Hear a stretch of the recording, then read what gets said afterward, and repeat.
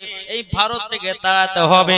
যদি খাজা মঈনুদ্দিনকে যদি না মারতে পারি আমার সব ধ্বংস হয়ে যাবে। এই পিতৃরাজা শরবতের সঙ্গে বাবা বিষ মিশাইয়াও বাবাজি আমার খাজা মঈনুদ্দিনের কাছে পাঠালেন। আমার খাজা মঈনুদ্দিন গরিবে নওয়াজ মঈনুদ্দিন চিশতি সঞ্জর রহমাতুল্লাহ আলাইহি তিনি ওই বিষপালা শরবতটা বিসমিল্লাহ বলে পান করেছে রে বাবা। পিতৃরাজার কলিজা টুকরা টুকরা হয়ে যায়। পিতৃরাজা এক পা দুপা করে আমার খাজা মঈনুদ্দিনের কাছে গিয়ে বলতেছি, ও খাজা মঈনুদ্দিন, ও গো ভারতের হিন্দর অলি, ও গো গরিবে নওয়াজ আমাকে ক্ষমা করে দিন। বলে কেন, কি হয়েছে বলুন। বলে আপনার শরবতে আমি বিষ মিশিয়েছি, আপনাকে মারার জন্য আপনি পান করতেছেন আর আমার কলিজা টুকরা টুকরা হতেছে।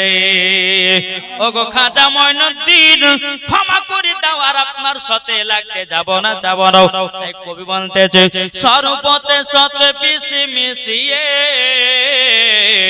খাজা বাবার কাছে পাঠিয়ে দিলেন। খাজা যখন পান করিল পিতৃরাজা ছুটে এলো। খাজা যখন পান করিল পিতৃরাজা ছুটে এলো। শোনো খাজাও আজমিরে হিন্দুস্তানের ইসলাম জারে। খাজা বাবা আল্লাহর ওলি আসলেন তিনি আজমির শরীফ। জোর হবে না। খাজা বাবা আল্লাহর ওলি আসলেন তিনি আজমির শরীফ। লাখো লাখো মুসলমান হলো খাজা বাবার দরবারে।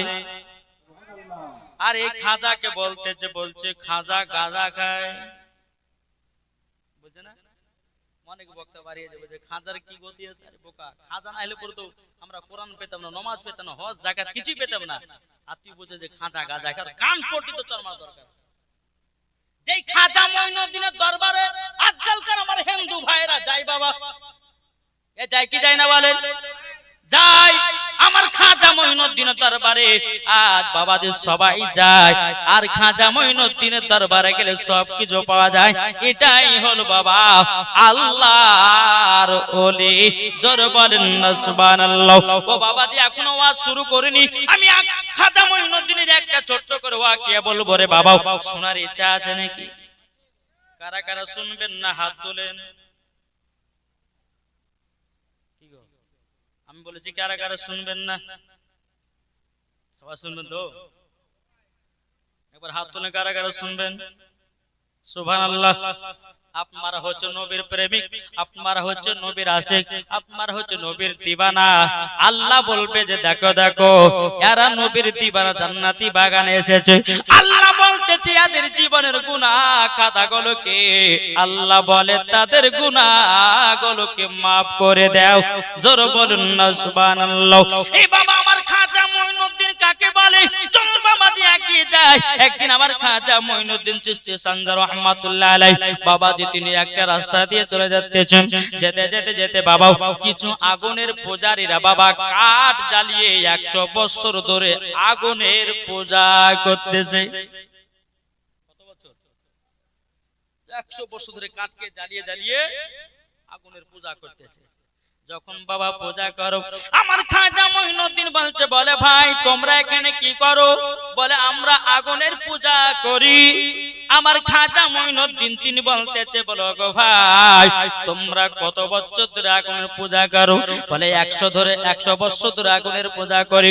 আমার খাজা মঈনুদ্দিন বলছে, এই ভাই তোমরা 100 বছর ধরে যদি আগুনের পূজা করো তাইলে তোমাদের আগুন তো বশ হয়ে গেছে। হওয়া তো দরকার। আমার খাজা মঈনুদ্দিন বলতেছে, এ আগুনের পূজারি রে তোদের আগুন বশ হয়ে গেছে, একবার হাত ঢুকায়া দেখাতো তোদের হাত পুড়ে না বাজে।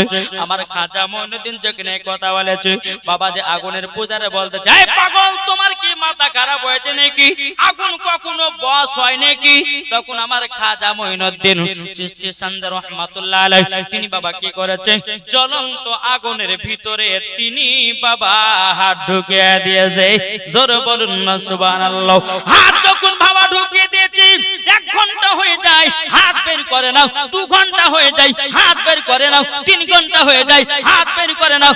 বাবাজি মুসলমান 4-5 ঘন্টা পর আমার খাজা মঈনুদ্দিন আগুন থেকে হাত বের করতেছি। আল্লাহর কি কুদরত, বাবাজি চুল পরিমাণের হাত পড়ে না। এরই নাম হচ্ছে খাজা মঈনুদ্দিন। বাবা আগুনের পূজারীরা বলতেছে, বলো গো ফকির বাবা, আপনার হাত কেন পড়লো না? আপনি তো 4-5 ঘন্টা হাত রাখলেন, আপনার হাত করে পড়লো না। আমার খাজা মঈনুদ্দিন বলছে, রে পাগলেরা রে, আগুন তো বানিয়েছে আমার আল্লাহ। কে বানিয়েছে?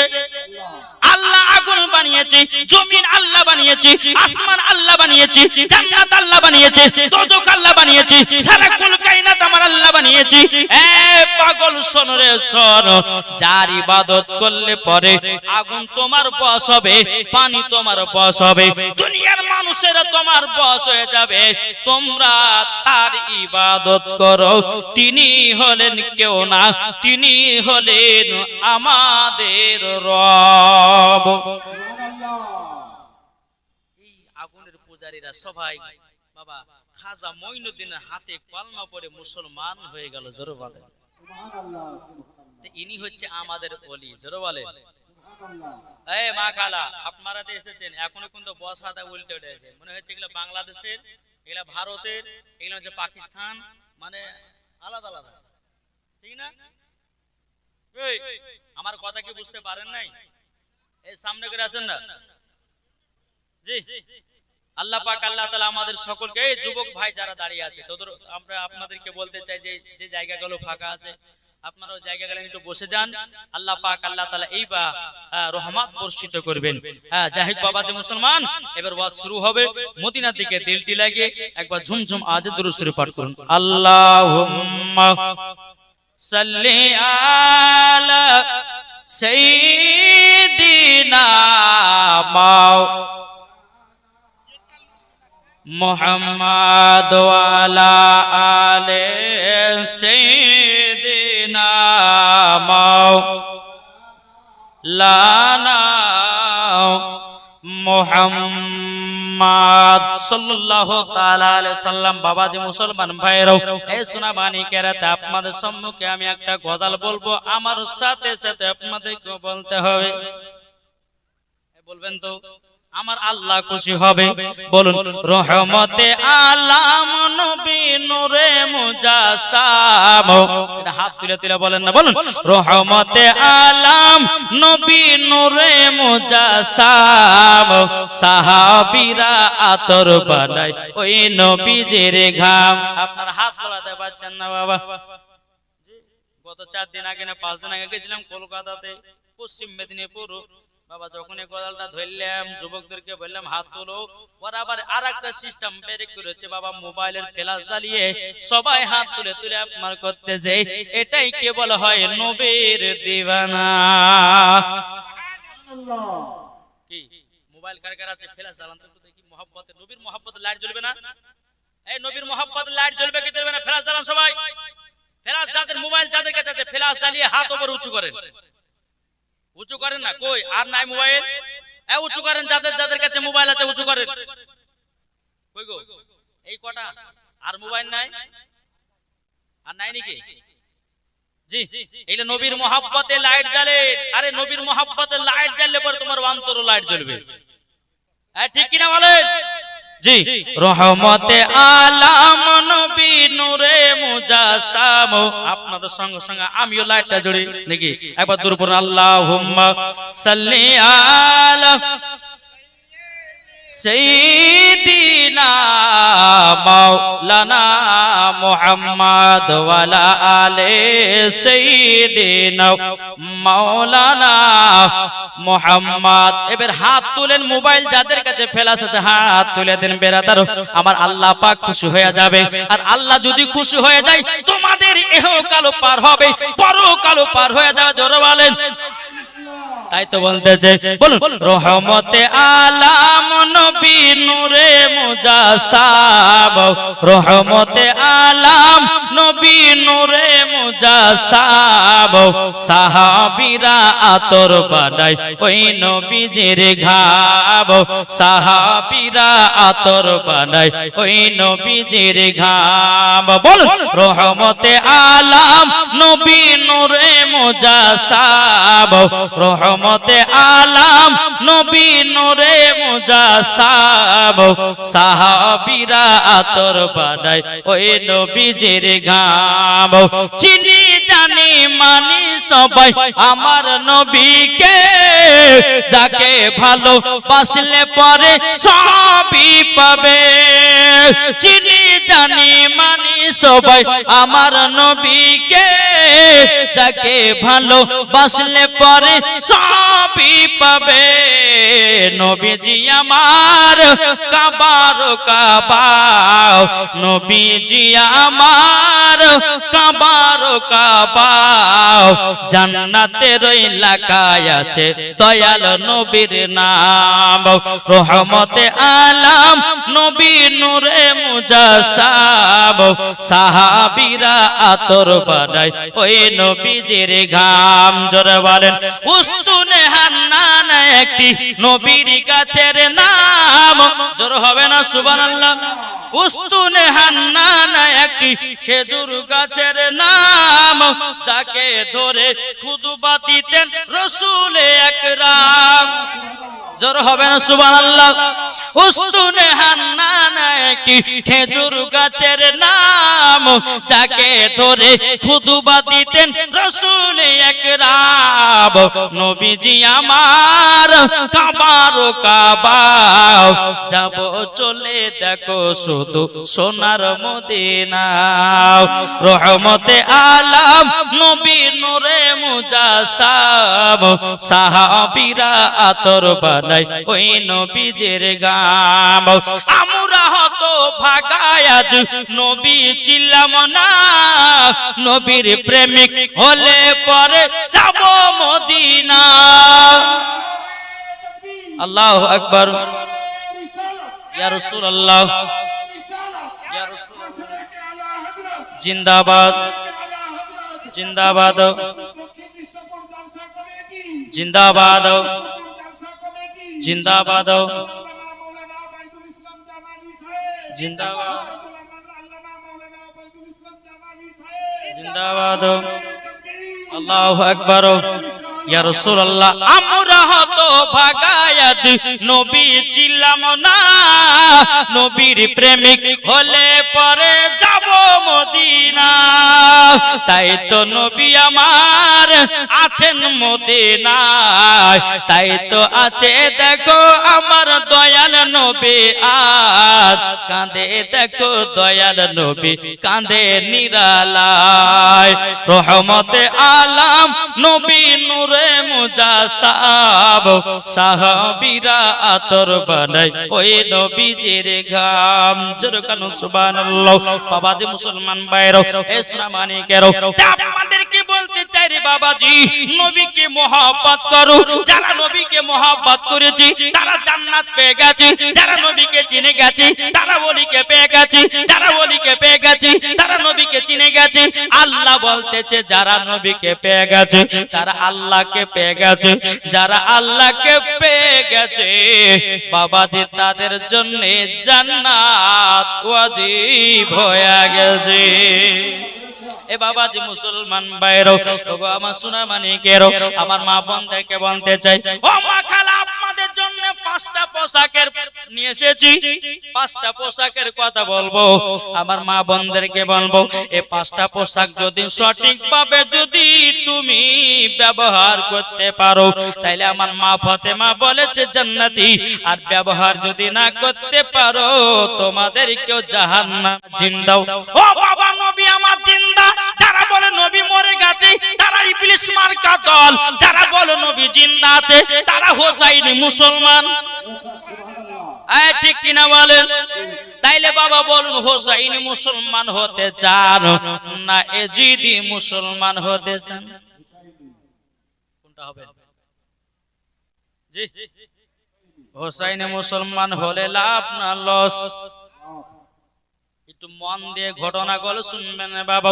আজকালকার অনেকে মানুষ বলতেছে নবীর প্রতি ক্যাম্প করা যাবে না, বলছে না? আপনাদের এলাকায় ক্যাম্প হয়? জি, ক্যাম্প করবেন, মরা পর্যন্ত করবেন না বাবা। এখন কিছু দল বাড়িয়েছে, বলছে ক্যাম্প করা যাবে না, দুরূদ করা যাবে না, মিলাদ করা যাবে না, ফাতিহা করা যাবে না, চল্লিশা করা যাবে না, চহরম করা যাবে না। আমি তাকে বলবো, বলে ভাই তোমার এখনো জ্ঞানের অভাব আছে, তোমাকে এখনো মাদ্রাসায় পড়তে হবে, তোমার এখনো হাদিস পড়তে পারো নাই, তুমি এখনো কোরআন দেখতে পারো নাই। তার জন্য বলতেছে নবীর প্রতি ক্যাম্প হবে না, দুরূদ হবে না। যাদের দিলে তো নবীর মোহাব্বত ভরাও, আমার আল্লাহ বলতেছে তারাই হলো ক্যামের পাগলা। এ বাবা যে মুসলমান ভাইরো, ওগো আমার সোনা মানিকেরো, চল বেরাদারো, আমরা নবীকে কেমন মহব্বত করব, আমরা নবীকে কেমন ভাবে ভালোবাসবো, এ বাবা আপনাদের সম্মুখে তুলে ধরবো। ও মা কালা, নবীকে যদি মহব্বত করতে হয় রে বাবা, হযরত উমর ফারুকের মতো করো। নবীকে যদি মহব্বত করতে হয় উসমান গনির মতো করো। নবীকে যদি মহব্বত করতে হয় বাবা যে মুসলমান ভাইরো, হযরতে বেলালের মতো করো। নবীকে যদি মহব্বত করতে হয় রে বাবা, বাবা ইমাম হাসান ইমাম হুসাইনের মতো করো। মরার পরে জান্নাতে জান্নাতে। এ বাবা যে মুসলমান ভাইরাও, ওগো আমার সোনা মানিকেরাও, আমার নবী মুস্তাফা পর্দার আড়াল হলেন বাবা। নবীজির ইন্তিকালের ঘটনা বলতেছি না বাবা। নবী যখন পর্দার আড়াল হলেন, হযরত বেলাল নবীর জন্য কেঁদে কেঁদে পাগল। বেলাল কেঁদে কেঁদে পাগল। আবু বকর বলতেছ বেলাল তুমি কাঁদো কেন? বেলাল বলতেছ আবু বকর ভাই আমি নবীর জন্য জীবন দিয়ে দেব গো। আমি নবীকে এক মুহূর্তের জন্য কখনো ফাঁকা রাখি নাই। আমার নবীজি পর্দার আড়াল হয়ে গেল। বেরাদর ছিলাম মুআদ্দাস মানিকরাম, হযরত বেলাল বলতেছে বলো গো মারে পারো গো ভাই, আমি নবী ছাড়া কিছুই ভালো লাগে না। আমি নবীকে এত মহব্বত করি গো। বেরাদর ছিলাম মুআদ্দাস মানিকরাম, নবীর জন্য হযরত বেলাল বাবা কেঁদে কেঁদে পাগল দিবানা হয়ে গেল। ওরে বাবারা রে, ও সোনা মানিকেরা, নবীর জন্য কেউ কি একবার কেঁদেছ নাকি ভাই? নবীর জন্য কেউ কাঁদো না। কেউ কেঁদেছে বিবির জন্য, কেউ কেঁদেছে বাবা বাপের জন্য, কেউ কেঁদেছে মার জন্য, কেউ কেঁদেছে বোনের জন্য, কেউ কেঁদেছে ভাইয়ের জন্য, কিন্তু একবার তো নবীর জন্য কান্না করলে না। তুমি কেমন নবীর প্রেমিক হয়েছে বাবা? বেরাদর ইসলাম মুআদ্দাস মানিকরাম, এ সোনা মানিকেরাও, হযরত বেলাল যখন বাবা নবীর জন্য কেঁদে কেঁদে কেঁদে কেঁদে পাগল, এদিকে বেরাদার মদিনাবাসীরা বলছে বেলাল বেলাল তোমাকে আজান দিতে হবে। বেলাল গো তোমার আজান এত মধুর সুর গো বেলাল, তোমাকে আজান দিতে হবে। বেলাল বলে আমি আজান দিব না, আমি আজান দিব না। বলে কেন? বলে নবীজির পর্দার আড়াল হয়ে গেছেন, আমি আজান দিব না, দিব না, আজান দিব না। আমি নবীর প্রেমে পাগল। জোরে বলুন না সুবহানাল্লাহ। তাই তো কবি বলতেছে, বলুন পাইলে নিরালাই গো নবী, পাইলে নিরালাই। জোর হবে না সুবহানাল্লাহ। হযরত বেলাল মনে মনে গাইতেছে কি? বলুন পাইলে নিরালাই গো নবী, পাইলে নিরালাই। এই জোরে জোরে বলেন আমার সাথে, আমার আল্লাহ খুশি বলেন। ভোটের সময়তে বলেন চিল্লা চিল্লা আবার ভুট্টি উড়িয়ে দেন ভোটের সময়তে নাকি? হ্যাঁ, ভোটের সময়তে মুখ আবার চিল্লা গলা বসেলেন, আর এখন নবীর মহব্বত আবার হবে না? হাত তুলে বলেন, বলবেন তো সবার মুখ থেকে আমি বন্ধ করব, আপনাদের মুখ থেকে আমি আওয়াজ শুনবো। বলেন পাইলে নিরালাই গো নবী। জোরে এখান থেকে আওয়াজ আসছে, কিন্তু ওই দিক থেকে একটা আওয়াজ আসছে না। বলেন পাইলে নিরালাই গো নবী।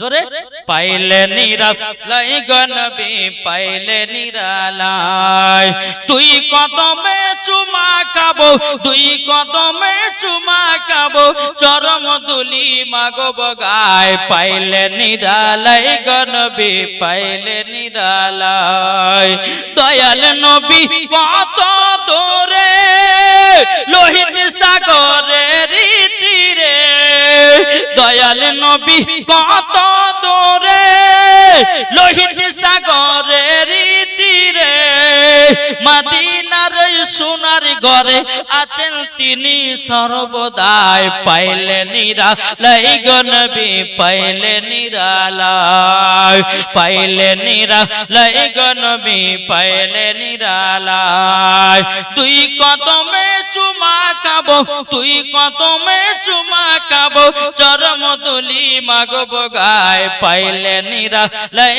গো নবী পাইলে নিরালাই বেলাল বসে বসে নবীর জন্য বাবা কাঁদা করতেছে মদিনাবাসীরা বলছে বেলাল গো তোমাকে আজান দিতে হবে বেলাল বলো গো মদিনাবাসীরা গো আমার নবী যবে থেকে পর্দার আড়াল হয়েছে আমি মসজিদে নববীতে আজান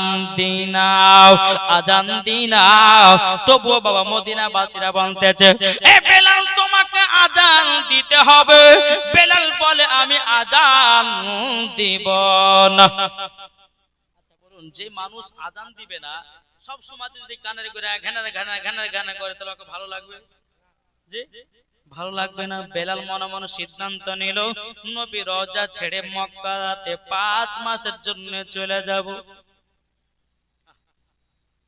বেলাল মনে মনে কি করলেন নবী রওজা ছেড়ে দিয়ে যাব আমি কোথায় যাবে মক্কায় যাবে বেলাল বাবা নিরিবিলি রাত্রিতে বেলাল মদিনা ছেড়ে মক্কায় বাবা চলে গেলেন যাওয়ার পরে মদিনা ছেড়ে যখন বেলাল গেলেন বেরাদার বেলাল নবীর মহব্বতে বাবা থাকতে পারে না তবুও বেলাল কষ্ট করে বাবা একদিন দুদিন তিন দিন করতে বাবা বেলালের 5 মাস মক্কায় পার করে দিলেন হযরত বেলাল কেঁদে কেঁদে বলছে আল্লাহ গো আমি তো নবী রওজার কাছে থাকলে পরে মন শান্তি হবে নবী রওজাতে গেলে পরে আমার মন ভরে যাবে আল্লাহ আমি আর মক্কায় থাকবো না আমার 5 মাস থাকা হয়ে গেল আমি যাব মদিনায় বেলাল বলতে আল্লাহ গো আবার যদি মদিনা যায় মদিনাবাসীরা তো আবার আজান দেওয়ার জন্য বলবে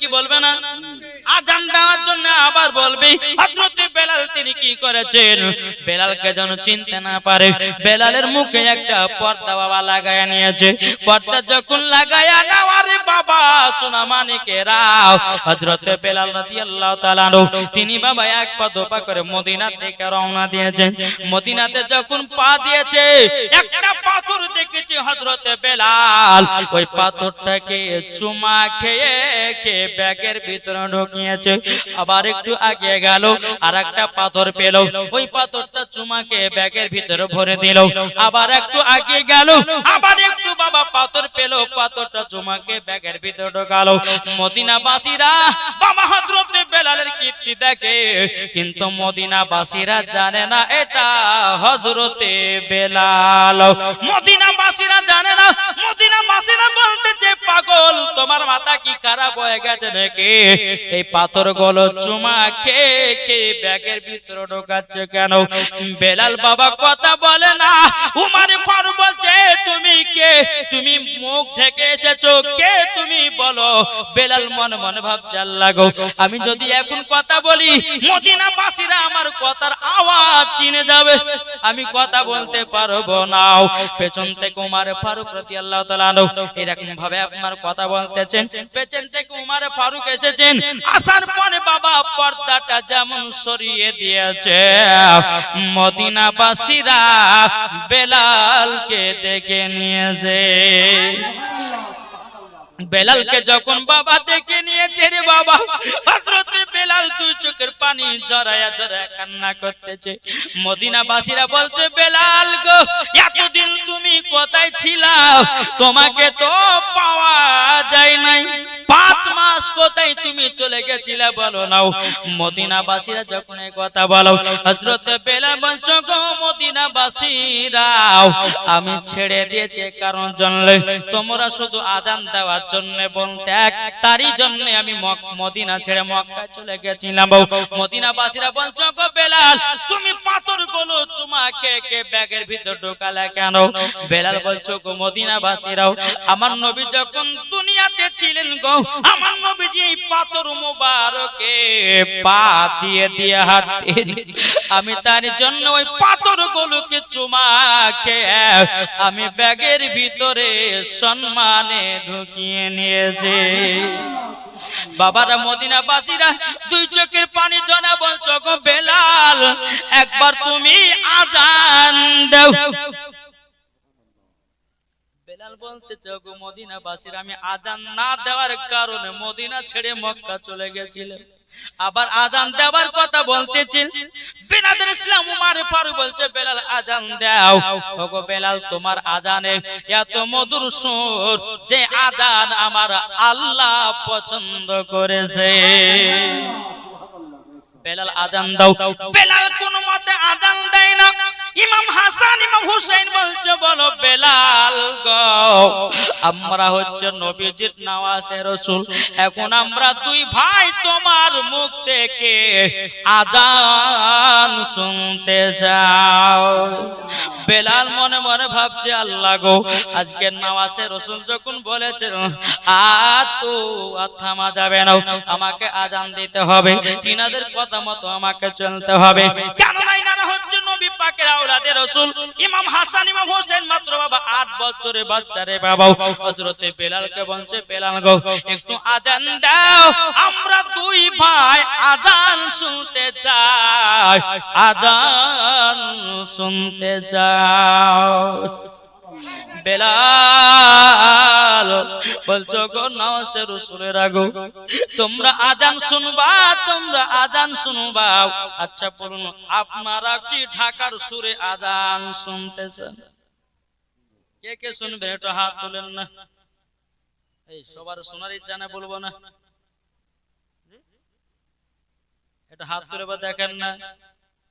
আযান উঠো বেলাল মিনারেতে আযান শুনতে চাই, দাও গো আযান বেলাল মধুর সুরে তোমারে আযান। তোমার আযানে পাগল খোদা তাআলা আমার, সেই আযানে সারা দুনিয়া পাগল। উঠো বেলাল মিনারেতে আযান শুনতে চাই, দাও গো আযান মধুর সুরে বেলাল তোমারই আযান। আর একবার হাত সুবহানাল্লাহ। হযরত ইমাম হাসান হোসেন বলতেছে বলে বেলাল গো আযান দাও, আযান তোমার শুনবো। বেলাল কানে হাত দিয়েছেন, হাত দেওয়ার পর আল্লাহু আকবার, আল্লাহু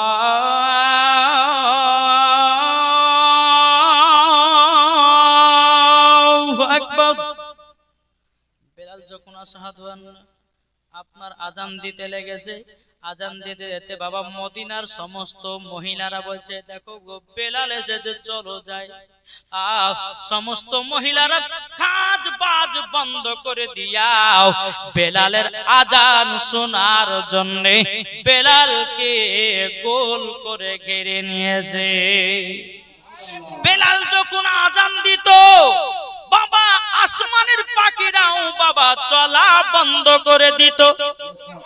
বেলাল যখন আযান দিত গাছপালা লড়লে পরে বাবা গাছপালার পাতাও বাবা দাঁড়িয়ে যেত। বেলাল যখন আযান দিত গঙ্গার মাছেরা বাবা পানিতে চলতো, পানিতে চলা বন্ধ করে দিত। মদিনা সমস্ত যুবক ছেলেরা বাবা কাজ করত, পাথর ভাঙা ভাঙি কাজ করত। বেলাল যখন মসজিদে নববীতে আযান দিতেন বাবা সবাই কাজ বন্ধ করে দিয়াও বেলালের আযান শুনত। বেলাল বলতেছে বলো গো মদিনাবাসীরা তোমরা আযান শোনার জন্য অনেকক্ষণ অপেক্ষা করে আছো, লাও আযানটা শোনো। এখন ইমাম হাসান হোসেন বলতে যায় বেলাল আযান দাও, আযান আযান দাও। বেলাল আবার কানে হাত দেওয়া বলতেছে আল্লাহু আকবার, আল্লাহু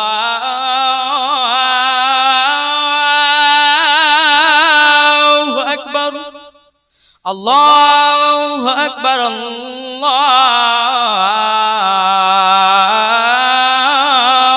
আকবার।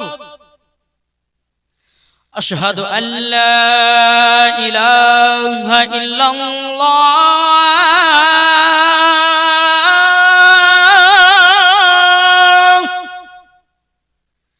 আশহাদু আল্লা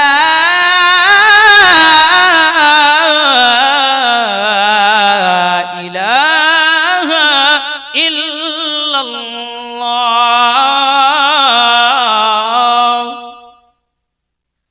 আশহাদু আন্না মুহাম্মাদার রাসূলুল্লাহ,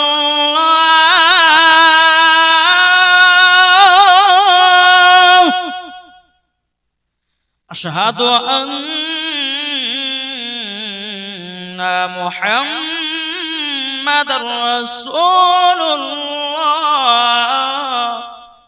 যখনই বাবাজি হযরত বেলাল যখন আযান দিয়েছে আশহাদু আন্না মুহাম্মাদুর রাসূলুল্লাহ, বেলাল জমিনে বেহুশ হয়ে গেল। জোরে বলে সুবহানাল্লাহ।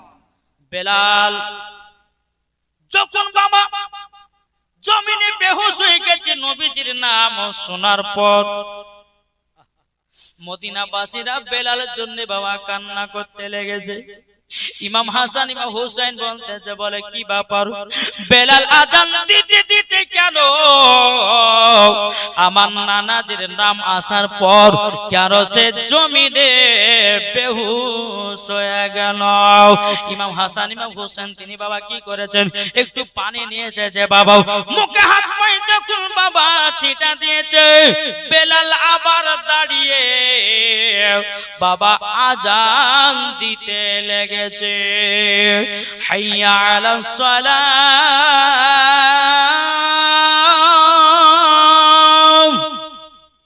হাইয়া আলাস সালাম,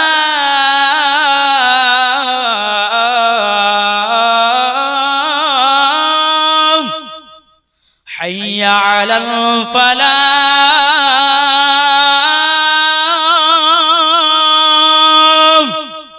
হাইয়া আলাল ফালাহ।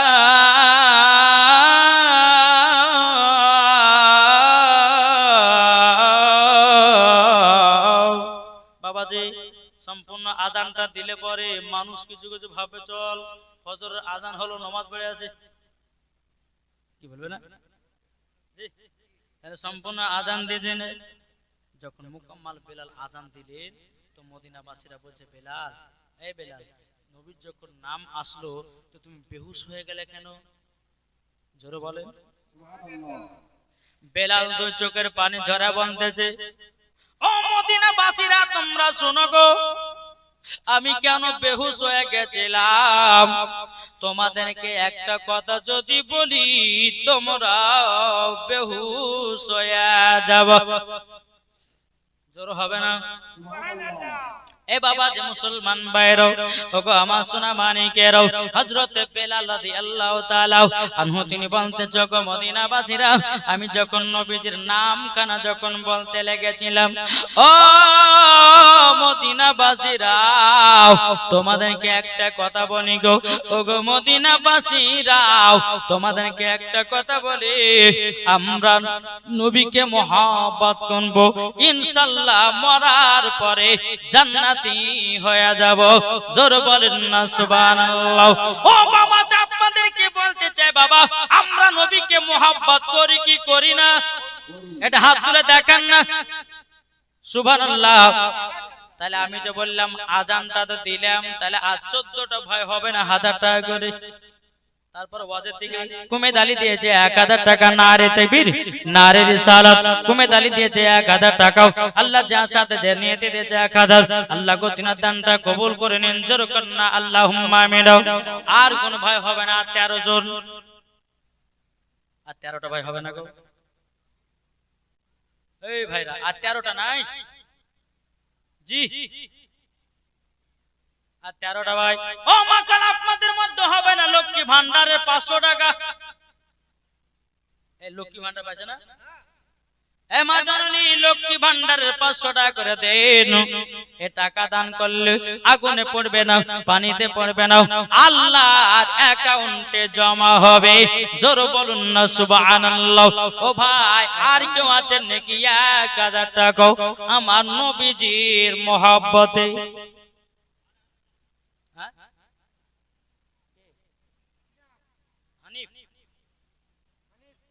মোহাম্মদ হানিফ শেখ তিনি দিয়েছে 1000 টাকা। নারে তাকবীর, নারে রিসালাত। হানিফ শেখ দিয়েছে 1000 টাকা। আল্লাহ গো, তাইলে হয়ে গেল কটা? 18টা হলো। 18টা না? 18টা, তাহলে এখনো 8টা বাকি না? কটা গো? 12টা। 12টা বাকি। এ ভাই, আর 12 জন আসবেন না? এটি চলাচল করে নিয়েছেন। ও ভাই, কত টাকা আসছে, কত টাকা যাচ্ছে? এই টাকাটা দান করলে আল্লাহর অ্যাকাউন্টে জমা হবে রে ভাই। কত টাকা আপনারা বেফালতু ফেলিয়ে দিচ্ছেন। বেরাদর ইসলাম মুআদ্দিন সামানি কিরামাও, এই সোনা মানিকেরাও, আমার আব্বাজি মুসলমান ভাইরাও, আল্লাহ পাক আল্লাহ তাআলা সকলের দানগুলো আল্লাহ কবুল করে নেবে। জোরে বলুন না আল্লাহুম্মা আমিন। ও বাবা, দেখেন বেরাদর ইসলাম মুআদ্দিন সামানি কিরামাও, হযরত বেলাল রাদিয়াল্লাহু তাআলা আনহু বলছো, গো মদিনাবাসীরা গো, আমি যখন নবীজির নাম কানা যখন পড়লাম আমি বেহুশ হয়ে গেলাম। মদিনাবাসীরা বলছে, বেলাল কেন তুমি বেহুশ হয়ে গেলাও? বেলাল বলছে, গো মদিনাবাসীরা, তবে শুনে রেখে দাও মদিনাবাসীরা, আমি একদিন আমার নবী মুস্তাফা যখন দুনিয়াতে বেঁচেছিলেন আমাকে নিয়ে মক্কায় আযান দেওয়ার জন্য গেছিলেন। আমি যখন নবীজির সঙ্গে গেলাম মক্কাতে সর্বপ্রথম আযান দেওয়ার জন্য আমার নবী মুস্তাফা সাহেবে লাউলাক নূরে মুজাসসাম নবী কামলি ওয়ালা মক্কি ও সরদার আহমদ মুক্তার নবী মুহাম্মদ রাসূলুল্লাহ সাল্লাল্লাহু তাআলা আলাইহি সাল্লাম, ও মদিনাবাসীরা, আমাকে নবী নিয়ে গেলেন মক্কায় সর্বপ্রথম আযান দেওয়ার জন্য। এদিকে মন দেন। মন যদি দিতে হয় নবীকে দিও, ভালো যদি বাঁচতে হয় নবীকে বাসো। আহা, মন যদি দিতে হয় নবীকে দিও, ভালো যদি বাঁচতে হয় নবীকে বাসো। তাহার দুঃখ কষ্ট যন্ত্রণা তিনি সইতে পারে না, ওই নবীর নামে দরুদ পড়ে। মন যদি দিতে হয় নবীকে দিও, ভালো যদি বাঁচতে হয় নবীকে বাঁচো। জোরে বলেন। নবী আমার জেগে আছেন সোনার মদিনায়, নবী আমার জেগে আছেন সোনার মদিনায়। ওই নবীর নামে তোমরা শুধু, ওই নবীর নামে তোমরা শুধু। কত টাকা তোমার নাম? আব্দুল লতিফ দাদুর নামে দিয়েছে 1000 টাকা। নারে তাকবীর, নারে রিসালাত। আব্দুল লতিফ দিয়েছে 1000 টাকা। আল্লাহ গো তিনার দাদুকে জান্নাতি বানিয়ে নিন। জোরে বলেন না আল্লাহুম্মা আমিন। ও বাবাজি মুসলমান ভাইরাও, তাই দেখুন কই বলতেছে, নবী আমার জেগে আছেন সোনার মদিনায়, নবী আমার জেগে আছেন সোনার মদিনায়। ওই নবীর নামে তোমরা শুধু, ওই নবীর নামে তোমরা শুধু মিলাদ করিও, মন যদি দিতে হয় নবীকে। গুরুয়া নামে দিয়েছে 1000 টাকা। নারে তাকবীর, নারে রিসালাত। গুরুয়া নামে দিয়েছে 1000 টাকা। আল্লাহ গো তিনাদের দানটা কবুল করে নিন। জোরে করুন না আল্লাহুম্মা আমিন। নবী আমার জেগে আছেন সোনার মদিনায়, নবী আমার জেগে আছেন সোনার মদিনায়। উম্মতি দরদি নবীর নামে আরেক দুরূদ পড়িও, মন যদি আফজার নামে দিয়েছে 1000 টাকা। আল্লাহ দানটা কবুল করে নিন। সরুন বাড়ি আল্লাহ গতিনা দানটা কবুল করেন জোর করেন না আল্লাহুম্মা আমিন। ও বাবা যে মুসলমান ভাইরো, ও গো আমার সোনা মানিকেরো, ঘটনাটা মন দিয়ে শুনেন বাবা। হযরত বেলাল বলছো গো মদিনাবাসীরা, আমার নবী যখন দুনিয়ায় বেঁচে ছিল গো, আমাকে একদিন নবীজি নিয়ে গেলেন কাবার ছাদের উপরে আযান দেওয়ার জন্য। ও গো মদিনাবাসীরা, আমি যখন নবীর সঙ্গে কাবাতে গেলাম, যাবার পরে আমার নবী মুস্তাফা বলতেছে বেলাল কাবার ছাদের উপরে উঠো, আযান দাও, সর্বপ্রথম আযান দাও। ও মদিনাবাসীরা, আমার নবীজির কথা মততে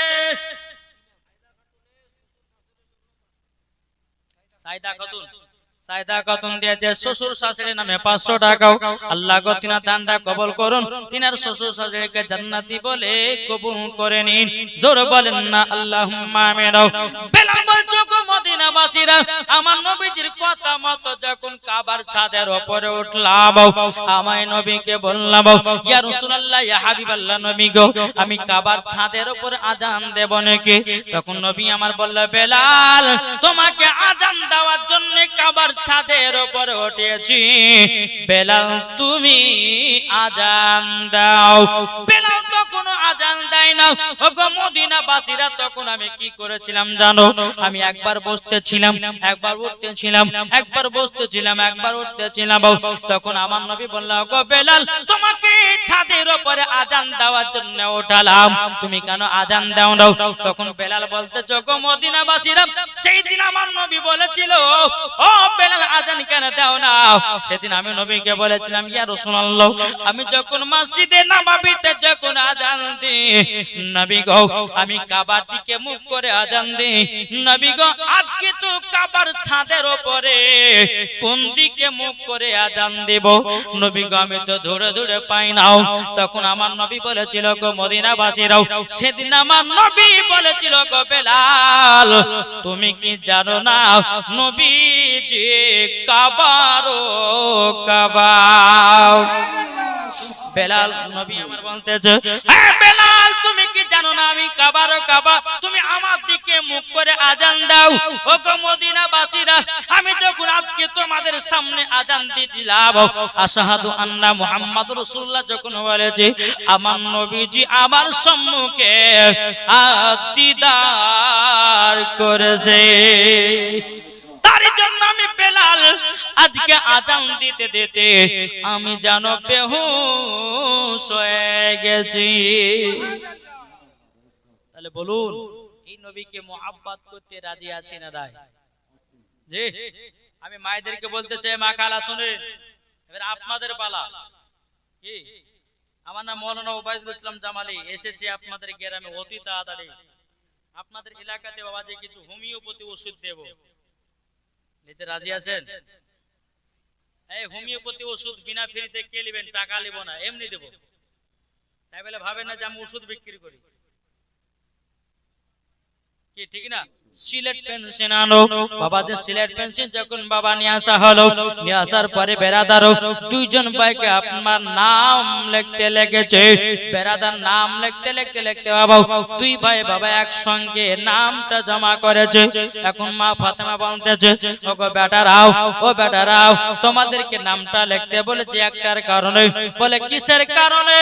ওগো বেটা যেই নাম আগে লিখে জমা দিত আমি তাই দেখতেছিলাম, কিন্তু গো বেটারা গো তবে শুনে রেখে দাও বাবা যে মুসলমান ভাইরা, হাকিম আলী দিয়েছে, আসিম আলী দিয়েছে 500 টাকা। আল্লাহ গো তিনা দানটা কবুল করুন, জোর বলেন না আল্লাহুম্মা আমিন। বাবা যে মুসলমান ভাইরাও, ও সোনা মানিকেরাও, এখন মা ফাতেমা গো বেটারাও তোমরা দুই ভাই সমান। ইমাম হাসান হোসেন বলতেছে গো মা গো আমরা দুই ভাই সমান, আপনি বুঝলেন কেমন করে? আমার মা ফাতেমা বলছো ও বেটারা তবে শুনো গো, আমি ফয়সালা দিয়ে দিলাম তোমরা দুই ভাই সমান, জোর বলুন না সুবহানাল্লাহ। বেরাদর ইসলাম মুআজ্জাজ সামানিকরাও, এ সোনা মানিকেরাও, হাবিবা খাতুন দিয়েছে 1000। 1005 টাকা দিয়েছে। আল্লাহ গো হাবিবা খাতুনকে মা ফাতেমার মতো নারী বানিয়ে নিন, জোরে বলেন না আল্লাহুম্মা আমিন। এদিকে মা ফাতেমা বলছো গো আমার বেটারাও তোমরা দুই ভাই সমান। বেরাদর ইসলাম মুআদ্দাস সামানিকেরাও, এ সুনামানিকেরাও, ওগো আমার আব্বাজি মুসলমান ভাইরাও, ইমাম হাসান ইমাম হোসেন বলছে মা আপনার ফয়সালা আমাকে জানো কেমন কেমন লাগতেছে। এখন আমরা আব্বাদের কাছে যাব। আচ্ছা বলুন ইমাম হাসান ইমাম হোসেনের আব্বার নাম কি? কি নাম গো? আপনাদেরকে বলতে বললাম কি নাম? ইমাম হাসান হোসেনের আব্বার নাম হযরতে আলী। বাবা ইমাম হাসান হোসেন বাবা টুকটো টোটো করে বাবা হযরতে আলীর কাছে গেলেন। আলীর কাছে যাওয়ার পর বলছে আব্বা গো আমাদের দুই ভাইয়ের মধ্যে কে বড় কে ছোট বলে দাও। এখন হযরতে আলী বলতে চান লাগো ইমাম হাসানকে যদি বড় বলি ইমাম হোসেনের মনে কষ্ট পাবে, ইমাম হোসেনকে যদি বড় বলি ইমাম হাসানের মনে কষ্ট পাবে। বাবা হযরতে আলী রাদিয়াল্লাহু তাআলা বলতেছে ও বেটারা তবে শোনো গো তোমাদের কাছে একটা পরীক্ষা নেব। বলে আব্বা কি পরীক্ষা? ও বেটা ওই দেখো ডালিমের গাছ বেদানা গাছ দেখতেছো? বলে হ্যাঁ আব্বা দেখতেছি। বলে তোমরা দুই ভাই বেদানা দুটো ছিঁড়ে নিয়ে আসো। যখন বাবা যে কথা বলো বলার পরে ইমাম হাসান ইমাম হোসেন বলছো গো আব্বা জান, ও গো আব্বা জান আপনার কাছে একটা আবেদন করবো গো আব্বা, ও গো আব্বা জান আপনার কাছে একটা আবেদন করব। আবেদনটা হলো এটাই, কাকির নামে ওনার কাকি নানার নামে একটা কোরআন শরীফের টাকা দান করেছে। আল্লাহ কো তিনি দানটা কবুল করে নিন, জোর করেন না আল্লাহুম্মা আমিন। এখন হযরত আলী বলতে চকো বেটারা তোমরা বেদানা নিয়ে এসো এবং দানাগুলো ছড়াও। দানাগুলো বেদানা দানাগুলো তোমরা দুই ভাই একসঙ্গে গণো। যে আগে লেখা গণা বন্ধ করবে শেষ করবে সেই হবে বড়। দুই ভাই আপনার কি করলো বেদানা গুলো আপনার দানা গুলো গুনতে লাগলো। একটা দুটা করে আপনার গুনতে গুনতে গুনতে গুনতে গুনতে বেরাদর ইসলাম মুআদ্দাস সামানিকেরাও, এ সুনামানিকেরাও গনা যখন শেষ দুই ভাই একসঙ্গে গনা শেষ করেছে। এখন ইমাম হাসান হোসেন বলতেছে বলো গো আব্বা জান, ও গো আব্বা জান আপনি বলুন নাও আমাদের দুই ভাইয়ের মধ্যে কে বড় কে ছোট?